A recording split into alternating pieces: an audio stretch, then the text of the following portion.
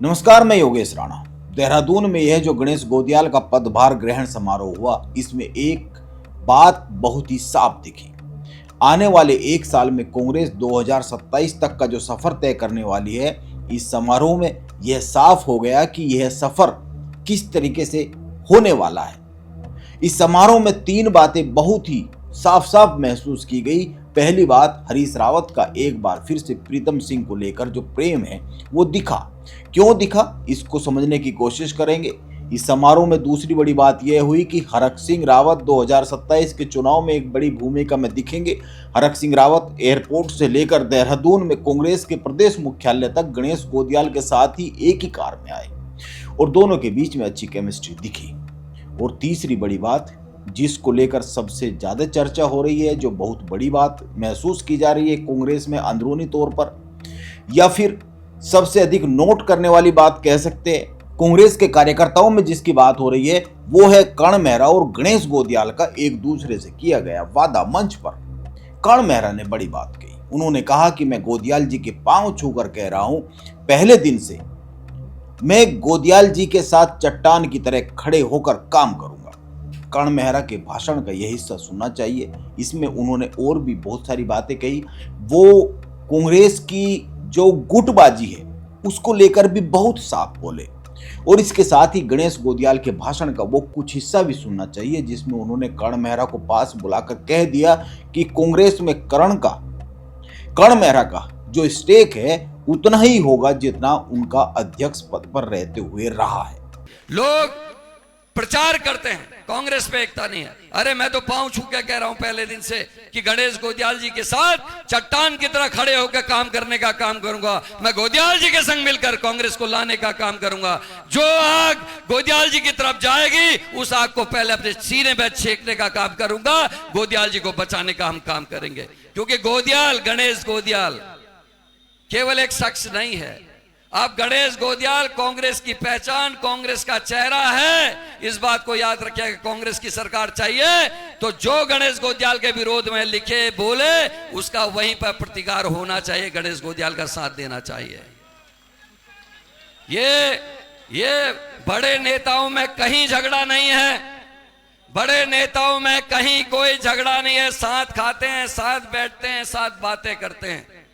नीचे कुछ एक लोग होते हैं, हर किसी के अति उत्साहित जो साथी होते हैं वो अक्सर अपने नेता को बड़ा देखते हैं, दूसरे को छोटा करने की कोशिश करते हैं। लेकिन होता ऐसा नहीं है।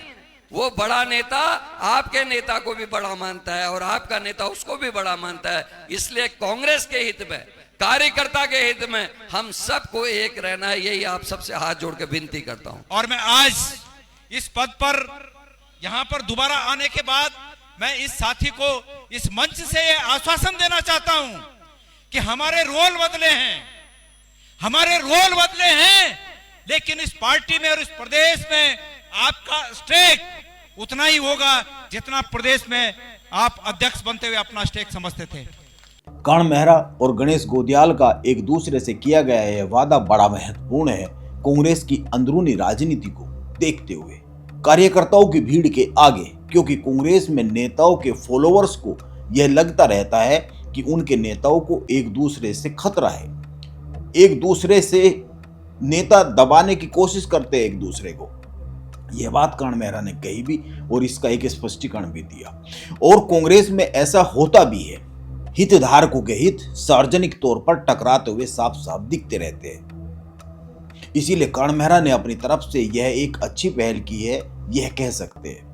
हरीश रावत ने भी इस दौरान मंच से कार्यक्रम में अपने भाषण के दौरान जो प्रीतम सिंह को अर्जुन कहा, हरीश रावत ने बहुत ही जोर देकर कहा कि वो प्रीतम सिंह को अर्जुन कह रहे हैं तो बहुत ही सोच समझ कर कह रहे हैं, और यशपाल आर्य को भीमसेन कह रहे हैं तो बहुत ही सोच समझ के कह रहे हैं।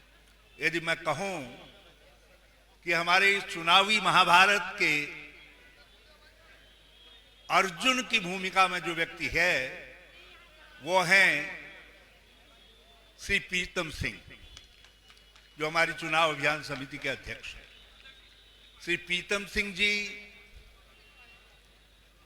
और जिनको मैं सारे इस चुनाव प्रक्रिया में भीमसेन की भूमिका में देखता हूं।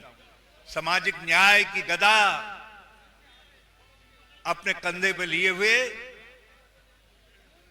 जो विपक्ष के, जो हमारे विरोधी हैं, उनके मंसूबों को ध्वस्त करने की जिनमें बड़ी क्षमता है, ऐसे हमारे सीएलपी के नेता श्री यशपाल आर्य जी।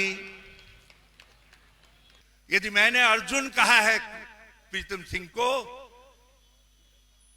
मैंने बिना सोचे विचारे अर्जुन नहीं कहा। ये महाभारत, ये लड़ाई जब तक गांडीव नहीं उठेगा तब तक महाभारत जीतना कठिन हो जाएगा। महाभारत नहीं जीता जा। हरीश रावत ने गणेश गोदियाल, कर्ण मेहरा, प्रीतम सिंह, यशपाल आर्य और हरक सिंह रावत को पंचमुखी नेतृत्व कहा। इससे पहले वो चतुर्मुखी नेतृत्व कहते रहे थे और इनको पांडवों की उपमा भी दी। प्रीतम सिंह को अर्जुन और यशपाल आर्य को भीमसेन भी बता दिया। ऐसा लगता है हरीश रावत प्रीतम सिंह को लेकर प्रेम है वो आने वाले दिनों में कुछ और अधिक बढ़ सकता है। और हरीश रावत का झुकाव खासकर जो जिला पंचायत अध्यक्षों के चुनाव के बाद प्रीतम सिंह की तरफ हुआ है वह साफ साफ दिख रहा है।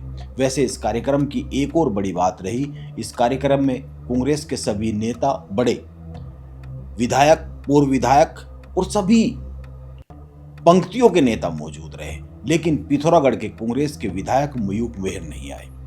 जबकि गणेश गोदियाल ने मीडिया से बातचीत में कहा भी कि उनकी बात मयूख मेहर से हुई है फोन पर। जो नाराजगी है, जहां जहां पर जिला संगठन में नाराजगी है, कुछ दिक्कत है, उनको दूर करेंगे।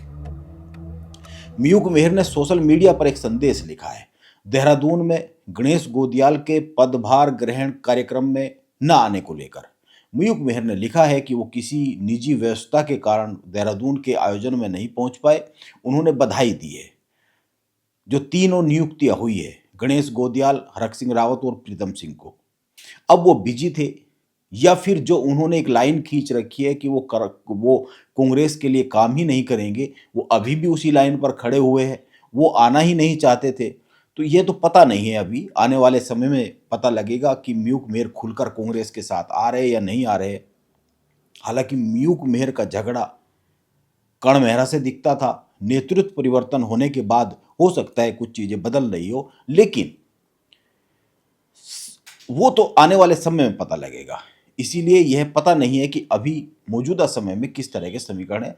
गणेश गोदियाल तो कह रहे हैं कि मैंने अपनी तरफ से फोन कर सब चीजें सॉर्ट आउट करने की कोशिश शुरू कर दी है।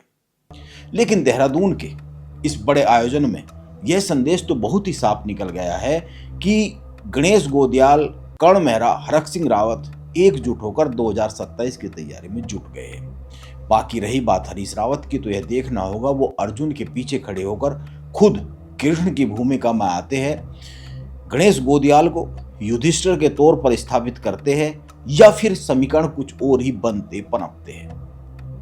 कांग्रेस को लेकर तमाम सवाल उठते रहते हैं।